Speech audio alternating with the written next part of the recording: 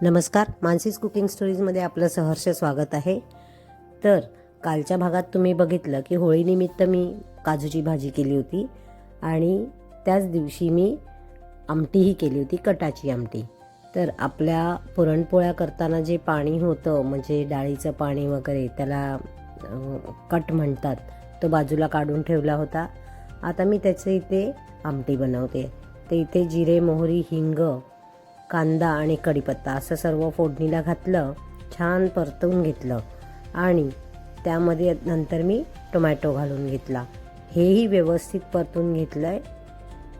कांदा आणि टोमॅटो मऊ झाला त्याच्यानंतर थोडंसं अजून मीठ घातलं म्हणजे अजून छान मऊ व्हायला तो मदत होईल। आणि त्याचबरोबरीने मी त्याच्यामध्ये वाटण घातलं। हे वाटण, या वाटणाची रेसिपी खूप वेळा मी दाखवलेली आहे, तरी मी सांगते। कांदा, खोबरं, धणे, काळी मिरी, दालचिनी आणि लवंग हे सर्व भाजून त्याचं बारीक वाटण करून घेतलं आहे। या वाटणामध्ये थोडंसं 1-2 पाकळ्या लसूण आणि आलं हवं असल्यास घालू शकतो। तर इथे मी आता तिखट, हळद हे सर्व घालून घेते आणि पुन्हा एकदा व्यवस्थित मिक्स करून घेते। तेल सुटेपर्यंत छान मिक्स करून घ्यायचं आहे।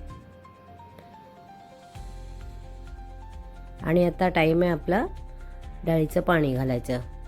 हे पहा, हे थोडीशी डाळीचं पाणी, पुरण झाल्यानंतरचं सर्व भांड्याला लागलेलं चिकटलेलं ते त्याचं पाणी, असं सगळं छान गोड त्याची चव असते। तर आपल्याला थोडंसं त्याच्यामध्ये कोकमही घालायची गरज असते। इथे मी थोडंसं, मला रंग बरोबर वाटत नव्हता, खूप लाईट वाटत होता, म्हणून मी अजून तिखट ॲड केलं आणि त्याचबरोबरीने मी आमसुलं घातली, म्हणजे ह्याला छान आंबट, तिखट, गोड अशी टेस्ट असते। तर आम्ही या पद्धतीने बनवतो। तुमची पद्धत काय आहे ते पण नक्की सांगा, पण आम्हाला अशीच आमटी आवडते। ही माझ्या माहेरची पद्धत आहे। आता यात मी भरपूर कोथिंबीर चिरून घेतली आहे। मला याचीही ऑर्डर आहे, तीही मला द्यायची आहे पोळ्यांबरोबर। हे पहा कशी छान दिसते। चला तर मग भेटूया उद्याच्या भागात, तोपर्यंत इथेच थांबूया।